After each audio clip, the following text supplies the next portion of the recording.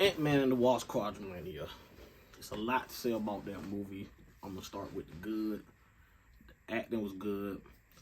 Jonathan Majors Kang is perfection. It got some cool moments. I'm not a fan of Marvel over the top comedy at times. At some point, I just want the movie climax to up the seriousness of the movie. But sometimes they don't leave the comedy behind as the tension is building. But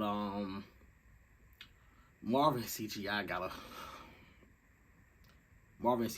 whole story behind it. We've seen what the reports coming out about artists complaining about either being underpaid or being rushed and not having time to properly do their work.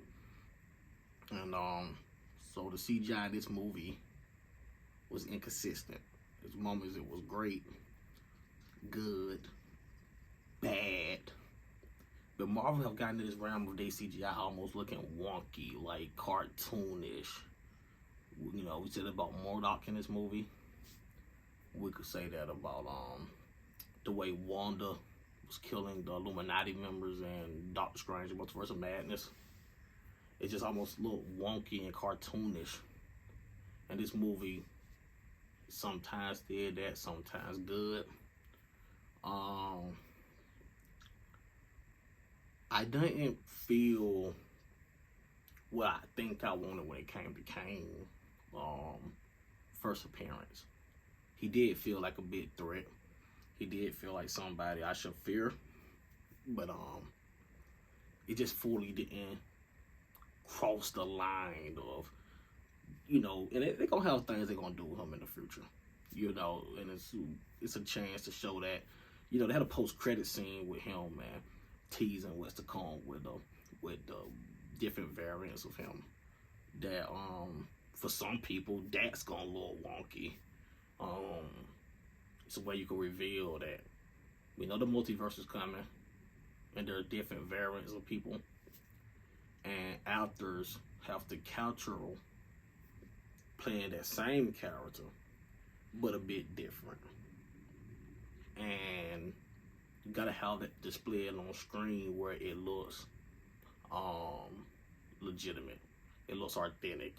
And it's not just that actor dressed playing cosplay as a different character. But the movie I guess was okay. It was, I don't know, it just felt a little rushed, you know. For some people that worked.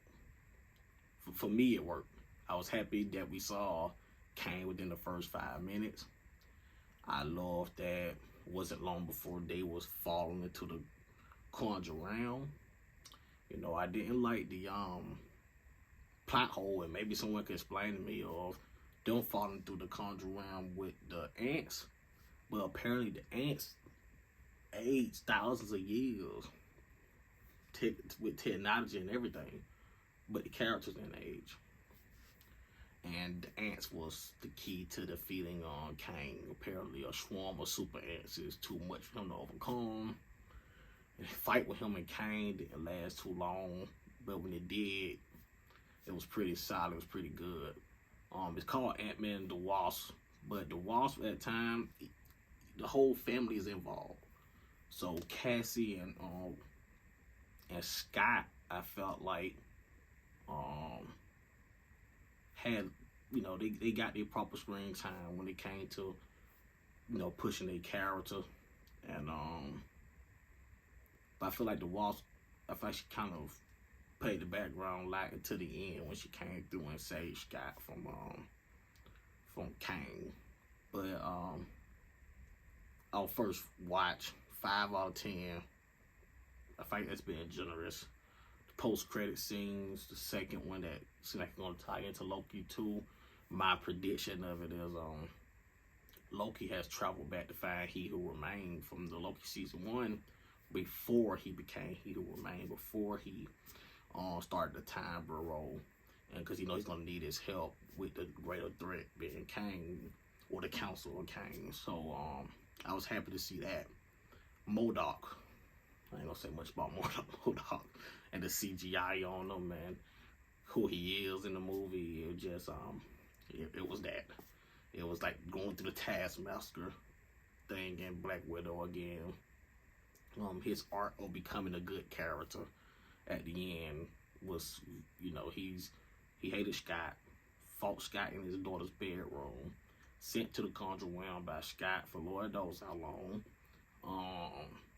Get turned into what he is, Modok now, and all this hate for him, he just get ragdolled by Cassie, and she basically says, "Hey, turn good," and he says, "Okay, I'm turning good," and he went and gets a person who made him what he is now, which is Kang.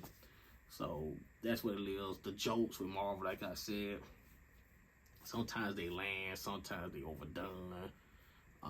It had its funny moments, but sometimes I want them to drop the comedy as the climax and the tension in the movie increases. But that's my review of the movie. Like, comment, and subscribe, and see you next.